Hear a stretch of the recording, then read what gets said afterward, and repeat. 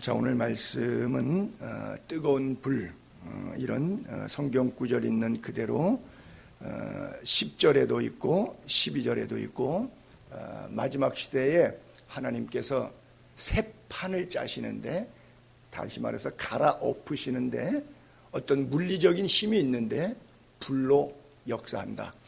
구약에 한번 갈아엎으셨죠. 인생 지으신 것을 한탄하사 그들을 홍수로 쓸어버리리라. 그래서 싹 쓸어버렸어요. 그래서 사실은 문자적으로 말하면 우리는 아담의 후손이 아니고 아담의 후손 다 죽었어요. 그 중에서 10대 손이 노아, 그리고 8가족만 살았거든요. 그래서 우리는 노아의 후손이다 이렇게 말해도 뭐 별 틀리지 않습니다. 구약에 물로 심판하셨던 것처럼 신약의 끝에 가서 주의 날, 그날, 하나님의 날, 그날에는 불이 이 지구를 재편할 것이다. 이런 말씀을 우리에게 남기셨는데, 이 불은 사실은 두 가지 긍정적인 면과 부정적인 면이 다 있어요. 그래서 성령을 이야기할 때 불이 혀같이 갈라지는 것이 각 사람 위에 임했다. 그래서 긍정적인 차원에서 하나님의 손길, 하나님의 도우심, 하나님의 죄 용서, 하나님의 일하심, 이런 면에서 좋은 면에 불이 사용되기도 하고요. 지옥불 그러면 부정적인 면에 있어서 좋지 않은 의미로 다가오는 불이 있습니다. 인간이 제일 먼저 타락했을 때 하나님께서 에덴 동산을 가죽 옷을 지어입혀 쫓아내버리셨어요. 근데 이 친구들이 또 들어와가지고 생명나무 실과를 먹을까봐 못 먹게 하기 위해서 하나님께서 울타리를 치셨죠. 그때 그 울타리를 칼처럼 생겼는데 이게 스테인레스가 아니라 불로 만든 칼이라 그랬죠. 창세기 3장 24절에 보게 되면 하나님이 그 사람들을 쫓아내시고 에덴 동산 동쪽에 구룹 천사들을 두었어요. 그러니까 구룹 천사들이 지키는 거예요. 그러면서 두루 도는 울타리를 뒀는데 불칼을 두었다. 그래서 쫓겨난 아담과 하와가 다시 에덴 동산에 들어오지 못하도록, 왜 들어오면 생명나무를 따먹으니까 그 길을 못 들어오게 지키기 위해서 불칼을 놓았다. 그래서 창세기 3장에서부터 보통 고통의 시작, 지옥의 어떤 표현처럼 이런 불칼에 대한 불 이야기가 있고요. 하나님께서 또 반대로 모세를 부르실 때, 사명의 현장에 부르실 때 출애굽기 3장 2절에 보니까 여호와의 사자가 떨기나무 가운데 나오는 불꽃 안에서 그에게 나타나셔서 말씀하죠. 모세야 모세야 하고 부르시죠. 그가 보니 떨기나무에 불이 붙었는데 그 떨기나무가 사라지지 않았다 그랬어요. 또 엘리야가 갈멜산에 내려갔을 때 바알과 아세라 850명 하늘에서 불 내리도록 기도했을 때도 왕상 18장 37절 38절에 보면 여호와여 내게 응답하소서, 내게 응답하소서, 이 백성이 주 여호와는 하나님이신 것과 주는 그들의 마음을 되돌이키심을 알게 하옵소서 하며 이에 여호와의 불이 내려왔다.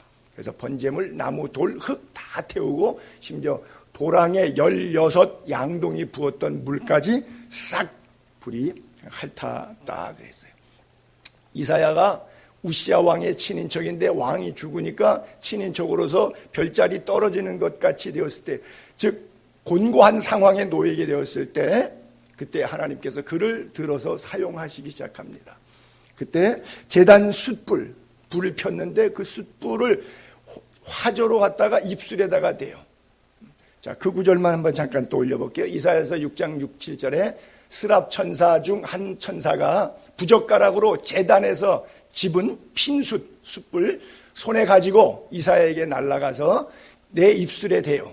그리고 내 입에 닿았으니 내 악이 제하여졌고 내 죄가 사여지는, 즉 불로 죄를 사하시는, 뭐 물로 씻어주시든지 불로 태워주시든지, 뭐 우리가 찬송 부르는 것처럼, 그리고 누가 우리를 위하여 갈고, 그때 이사야가 바로 내가 용서받고 죄악 사함 받았으니 여기 있습니다, 제가 가겠습니다 라고 고백했던 그 구절이죠. 그래서 우리가 입술에 불이 됐다, 성령의 불이 내 심령에 임하는데 특별히 어디에? 입술에 임한다.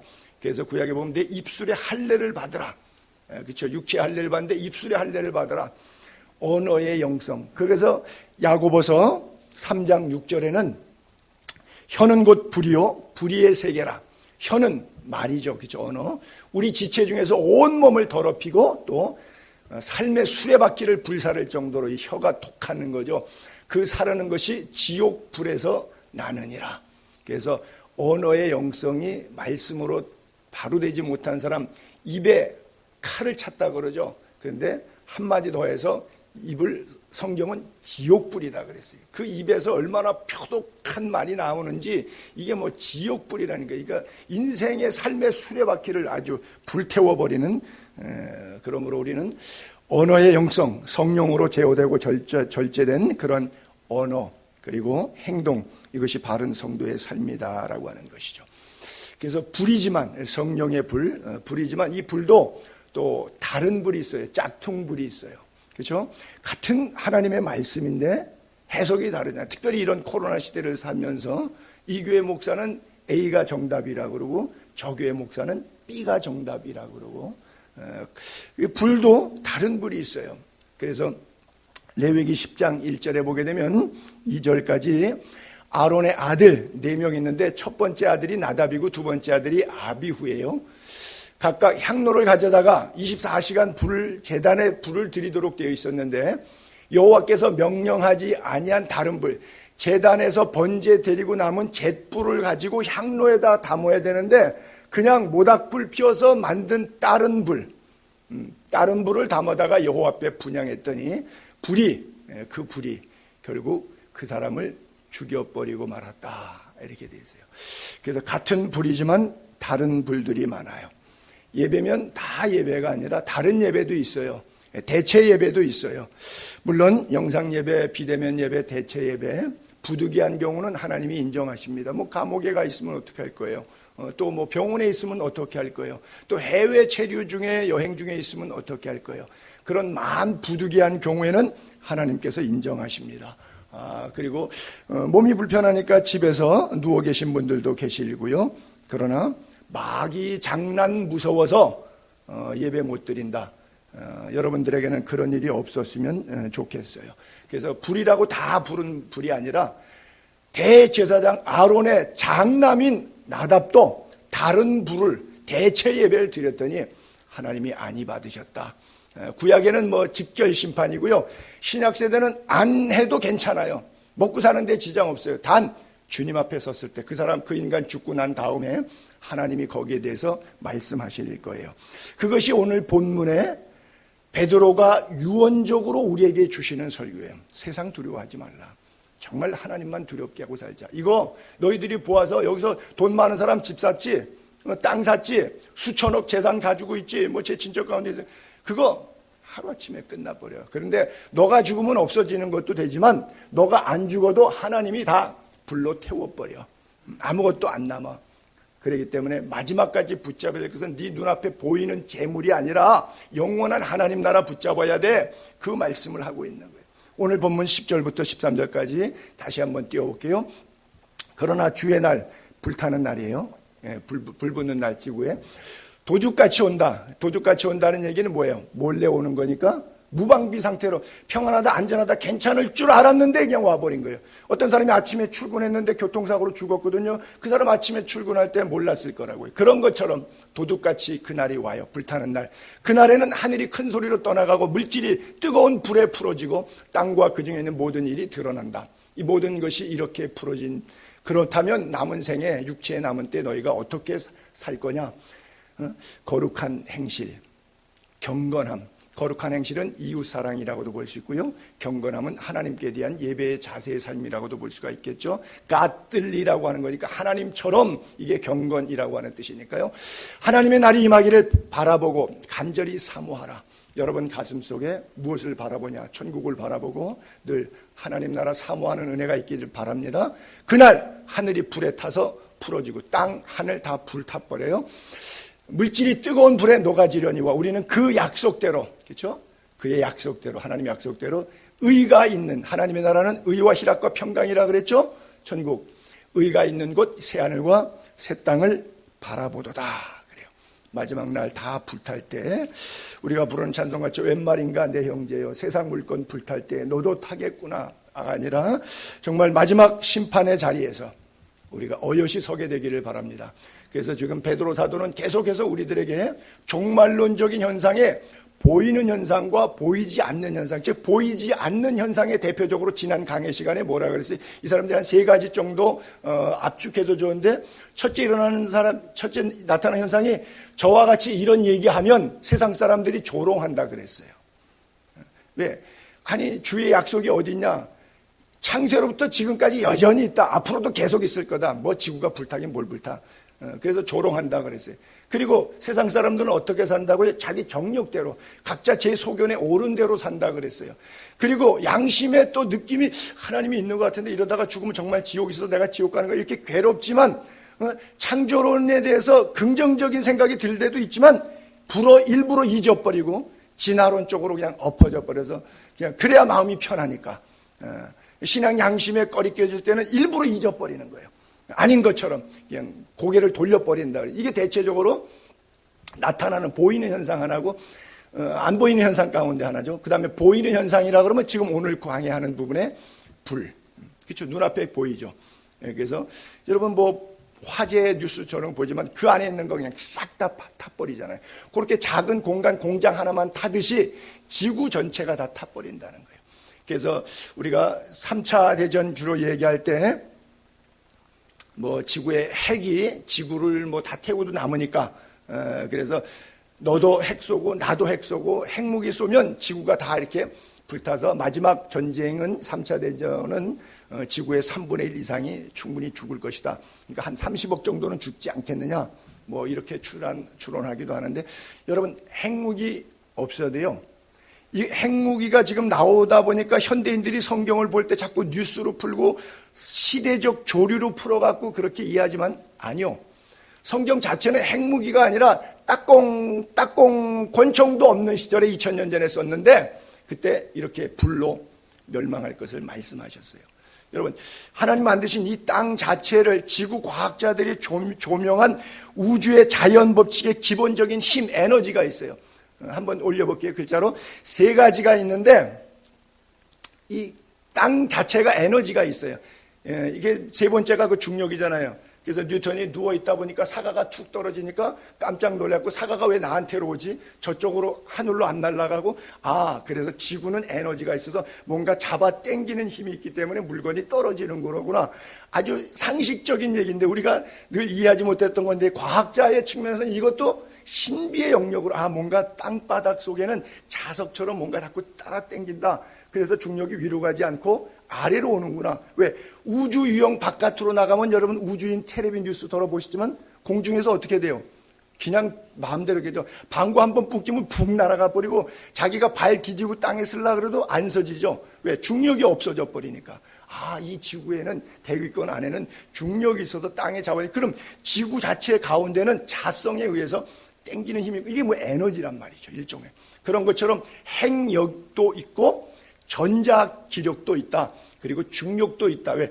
에너지 자체가 마지막 날 이런 모든 에너지들이 하나님의 명령에 의해서 스파크처럼 불이 되어가지고 핵력 같은 거는 뭐 불이니까요.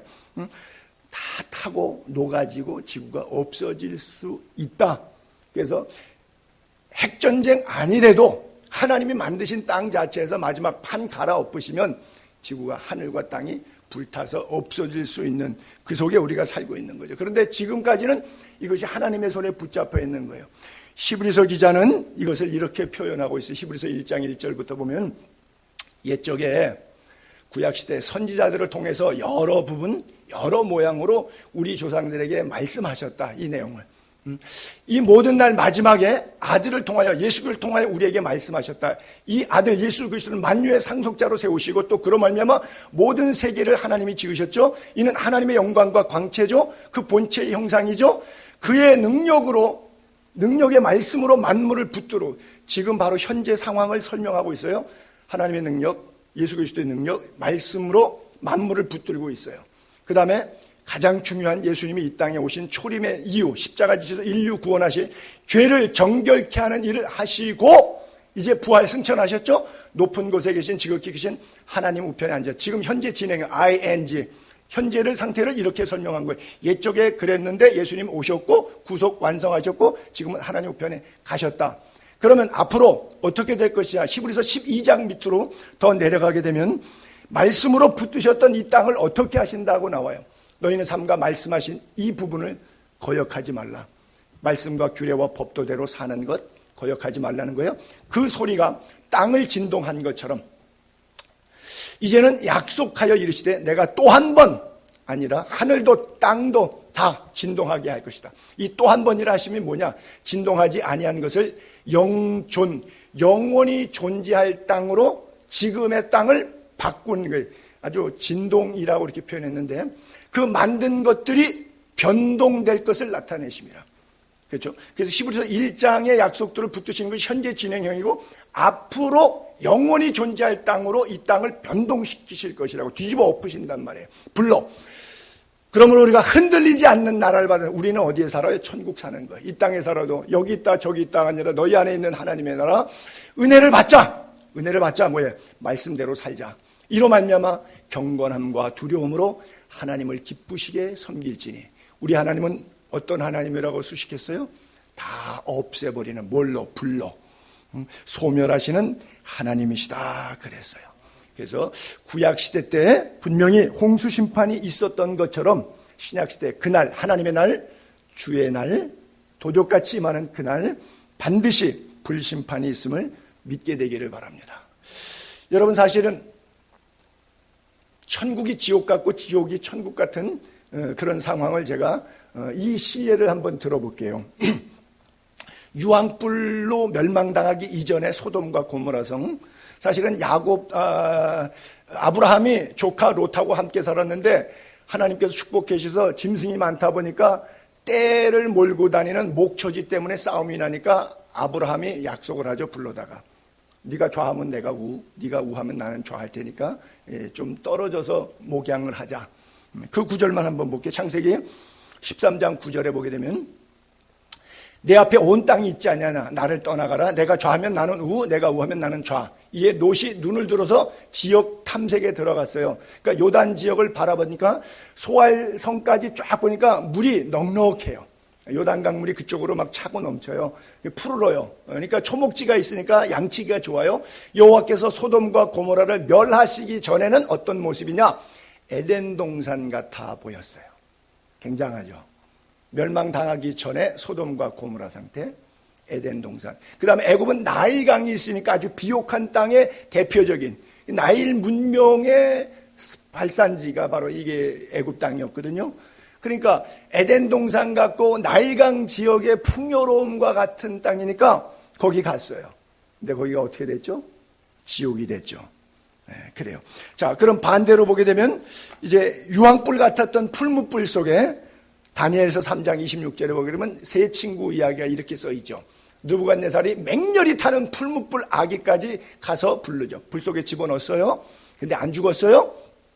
이렇게 말해요. 왕이 지극히 높으신 하나님의 종 사드락 메삭 아벳느고야 나와서 이리로 오라 하매 사드락 메삭 아벳느고가 어디서 나와요? 지옥에서 나와요. 근데 거기는 지옥이 아니었어요. 그 사람들이 본즉 불이 능히 그들의 몸을 해하지 못하였고 머리털도 끓지 않고 겉옷빛도 변하지 않고 불탄 냄새도 없어요. 그래요.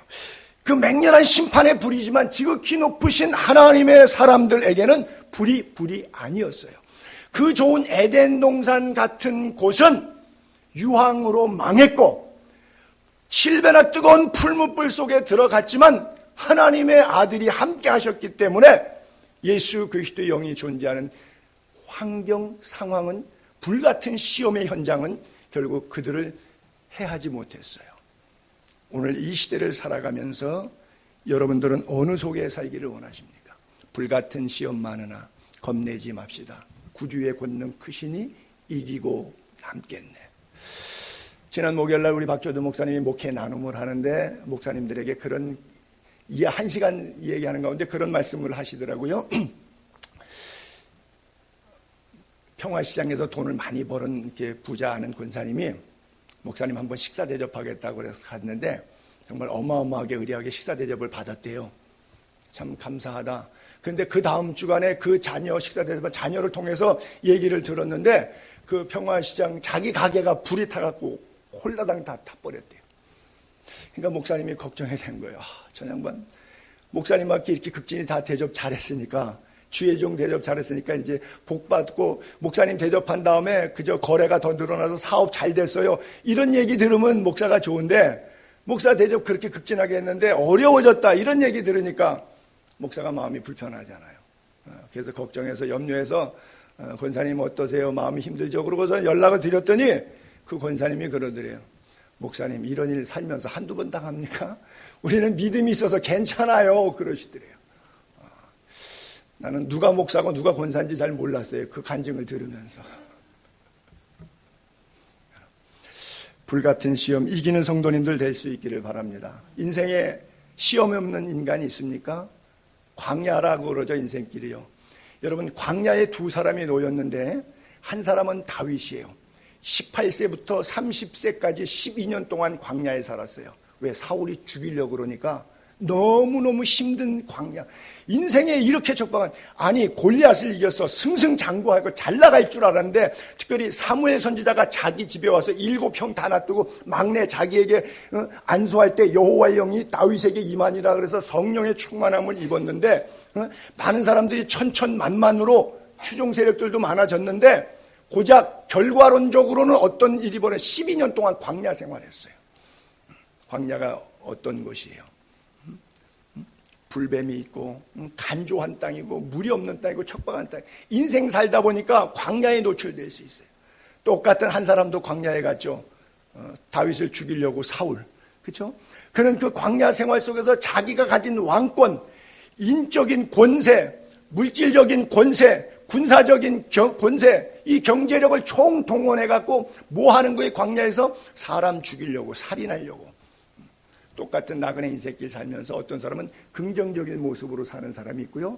어떤 사람은 부정적으로 사는 사람이 있어요. 다윗이 보낸 광야와 사울이 보내는 광야는 결국은 사울은 블레셋 전장에서 죽게 되고 자살하게 되고요. 다윗은 왕으로 등극하게 됩니다. 이 광야를 어떻게 지났느냐에 따라서 광야 생활 이후의 삶은 달라집니다. 나그네 인생길이 전체가 광야라고 하면 이 나그네 인생길의 광야 생활 속에서 하나님께 예배하는 자세가 어떠했느냐에 따라서 어떤 분은 지옥에서 눈뜨게 될 것이고 어떤 분은 천국에서 눈뜨시게 될 것입니다. 나는 부디 예수의 교회 지체들이 천국에서 눈뜨게 되기를 바랍니다. 이스라엘 백성들이 요단강을 건너가는데 그 요단강을 건너는 방법도 여러 가지가 있겠죠. 강을 건너려면 어떻게 해야 돼요? 배를 타든지 다리를 건설해서 교량을 건너가든지 해야 돼요. 이게 세상 사람들이 하는 방법이에요.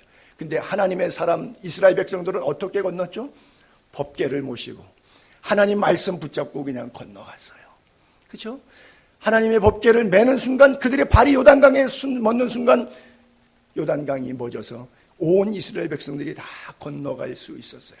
그래서 그들이 버티고 있었던 속에서 돌 하나씩 주워다가 건너온 맞은편에다가 돌을 12개를 쌓아서 무더기를 만들었어요. 그것을 길갈이라 그래요.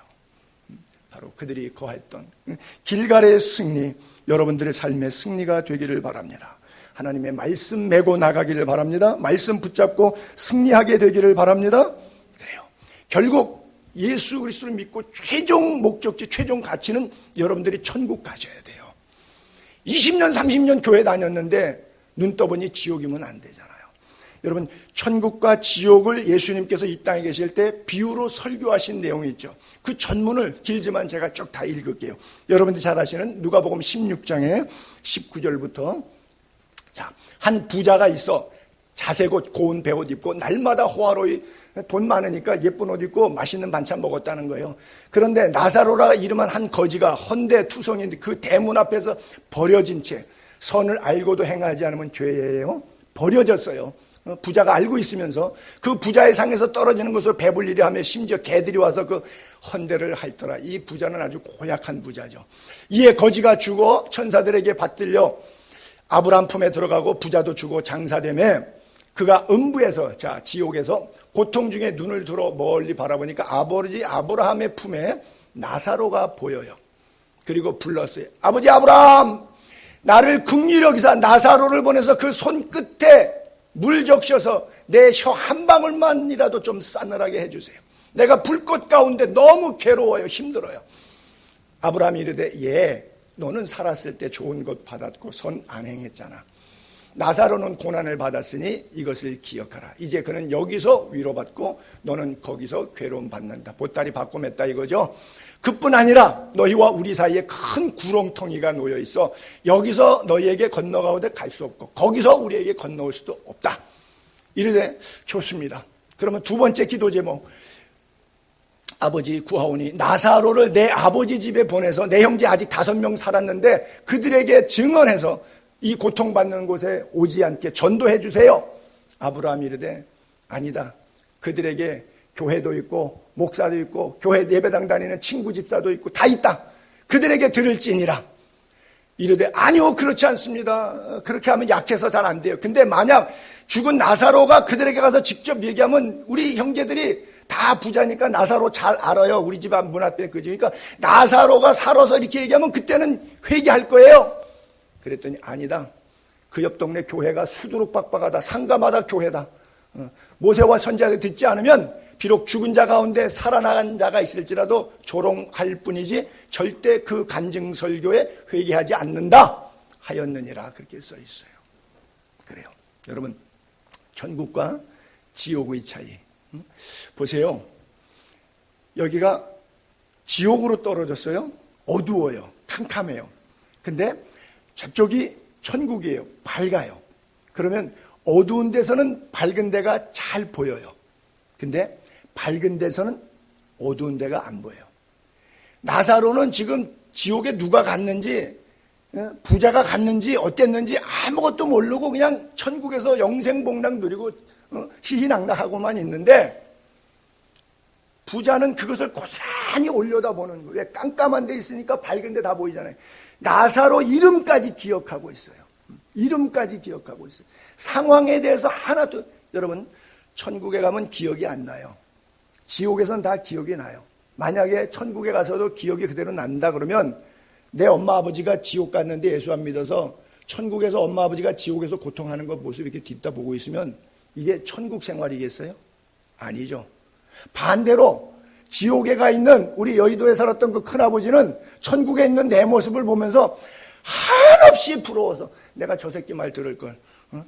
저놈의 새끼가 나보고 그렇게 전도했는데 내가 돈 많으니까 우습게 알고서는 오히려 나만 만나면 교회 비난하고 나만 만나면 목사 욕하고 그러고 조롱해야 되더니 앉아서 얼마나 탄식하겠어요. 얼마나 저를 증오하고 미워하고 있겠어요.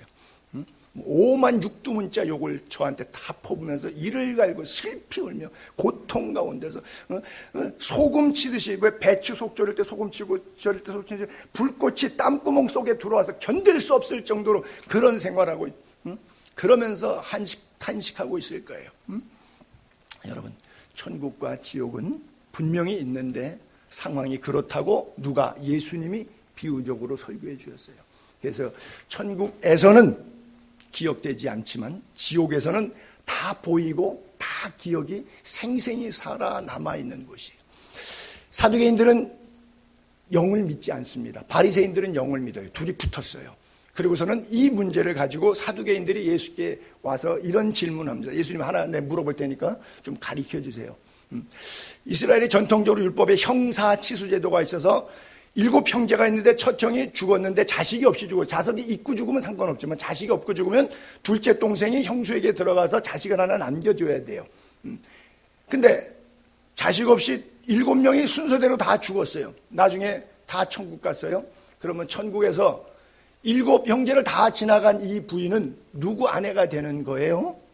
어떻게 돼요? 궁금하네요. 이렇게 물어봤어요. 그때 예수님께서 마태복음 22장 29절에 이렇게 대답하셨습니다. 예수께서 대답하여 이르시되 너희가 성경도 하나님의 능력도 알지 못하는 거로 오해했다. 부활 때는 장가도 아니 가고 시집도 아니 가고 하늘에 있는 천사들과 같으니라. 죽은 자의 부활을 논할진대 하나님이 너에게 말씀하신 바 이 부활에 대한 논쟁, 형이 상학적인 것을 형이 하학적으로 이렇게 32절에 풀어냅니다. 나는 아브라함의 하나님, 이삭의 하나님, 야곱의 하나님이라 하는 것, 성경 구절, 이런 구절 얼마나 많이 나왔냐. 이거 못 읽어봤냐? 이게 뭐예요? 역사적, 실제적 하나님이라고 하는 거예요. 추상적 하나님이, 개념적 하나님이 상상 속의 하나님 아니라는 거예요. 나 하나님은 어떤 하나님이냐? 죽은 자의 하나님이 아니라 살아있는 자의 하나님이시니라. 할렐루야. 그래요. 죽은 자의 하나님이 아니라 산 자의 하나님. 실제 인물의 하나님, 실제 오늘 나의 하나님인 것을 믿게 되기를 바랍니다. 목사님의 하나님, 어느 교회의 하나님이 아니라 오늘 나의 하나님 믿게 되기를 바랍니다. 그래요.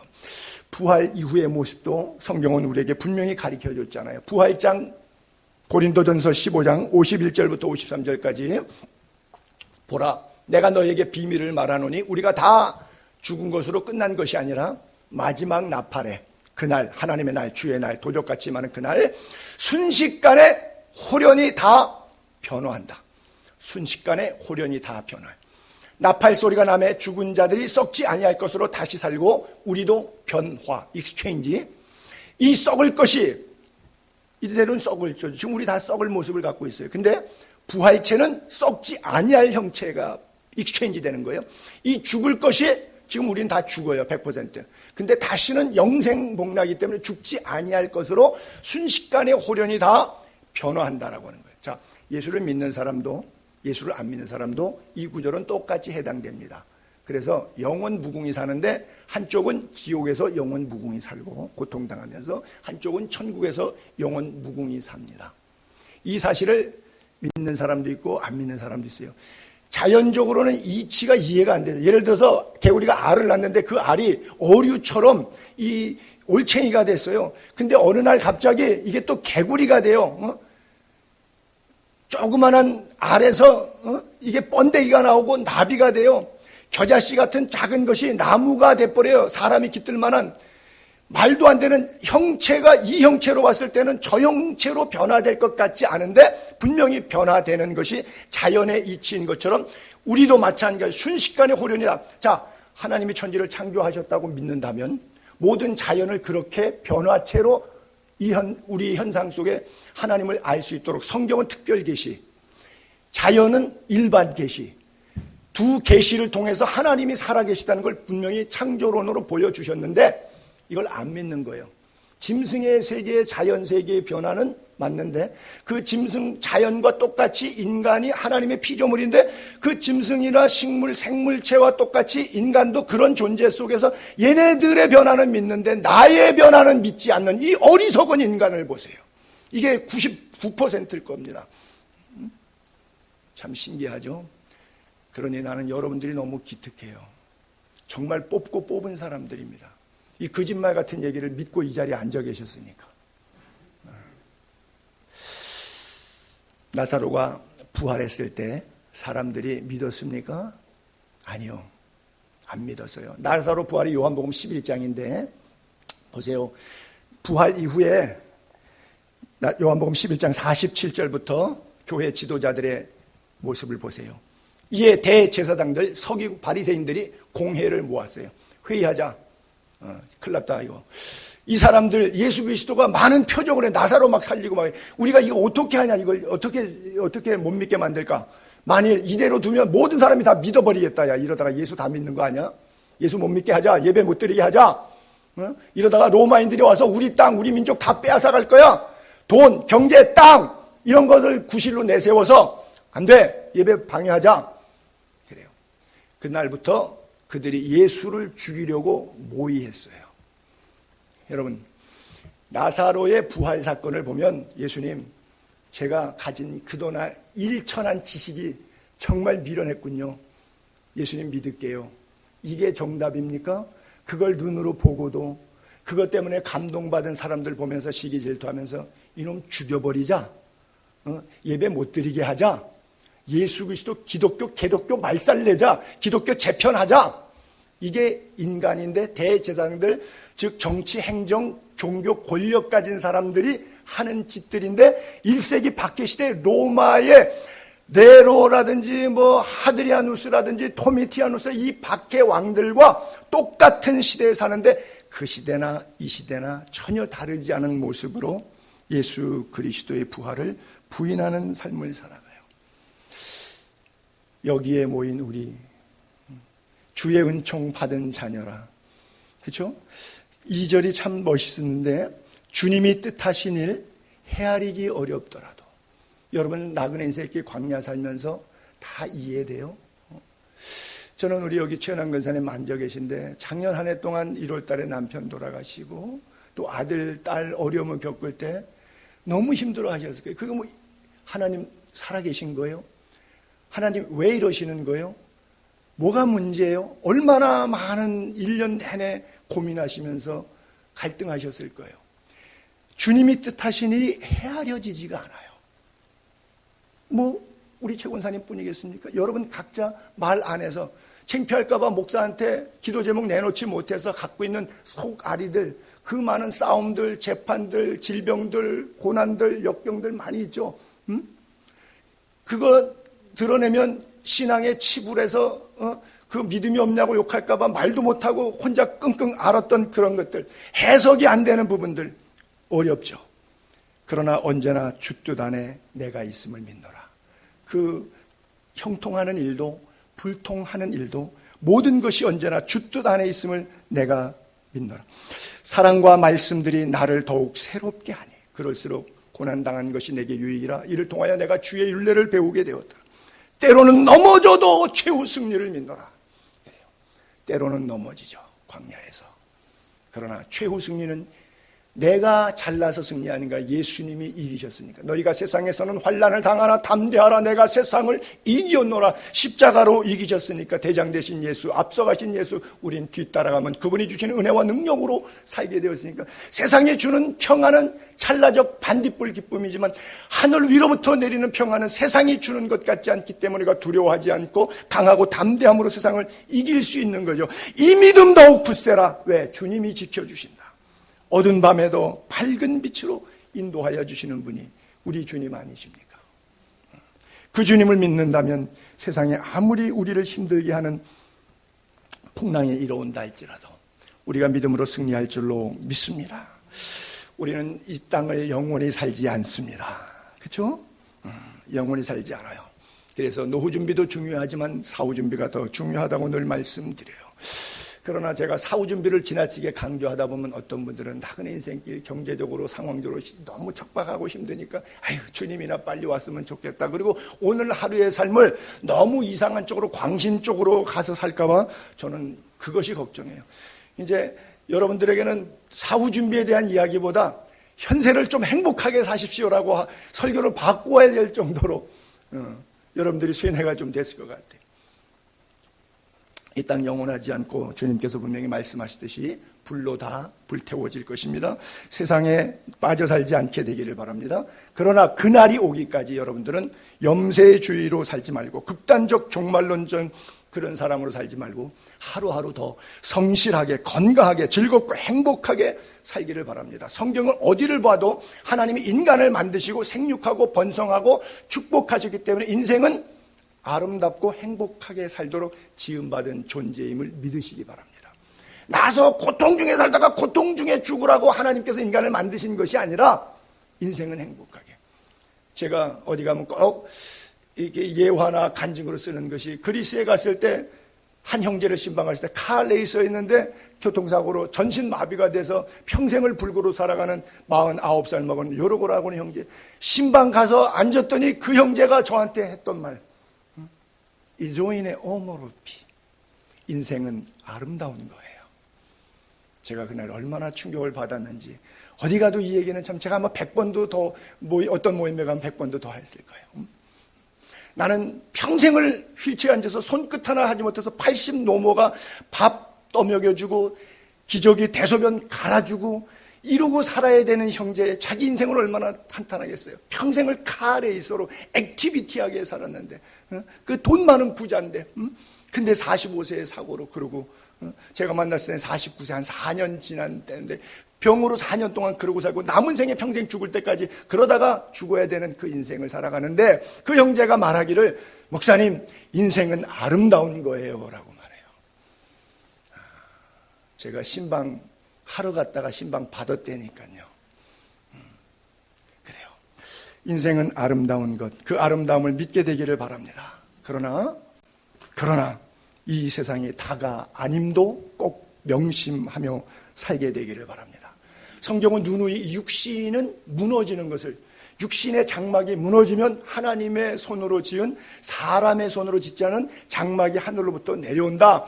그래서 장막, 텐트, 성막처럼 텐트라고 하는 얘기를 많이 하는데, 저는 23년 동안 집시 선교했잖아요. 여름에 일거리를 타라 집시들이 한 6개월은 천막 치고 이동하거든요. 저도 천막 교회를 치고 이동하면서 예배를 인도했었는데, 그 천막 처음에 사면요, 굉장히 이 사람을 장막에다가 표현한 것이 리얼하게 제 가슴에 와요. 왜? 천막이 썩고 천막처럼 둥그런데 이걸 줄 잡아당겨서 치는데, 햇볕에 주로 하얀색입니다. 햇볕에 찬란하게 빛나고요. 천막이 새 거는 팽팽하니까 줄을 잡아당기니까 얼마나 멋들어지는지 몰라요. 정말 그 광야 들판에 천막 탁 치고 있으면 새 천막은 너무 팽팽하고 아름답고 멋있어요. 근데 한 5년 쓰고 나면 땡볕에 천막천이 찢어지기, 낡아지기 시작해, 햇볕에. 우리도 여기 지금 간판 썬팅 보니까 벌써 햇볕에 이렇게 막 예수의 교회 글자가 이렇게 딱, 이게 뭐냐면 햇볕 때문에 그래요.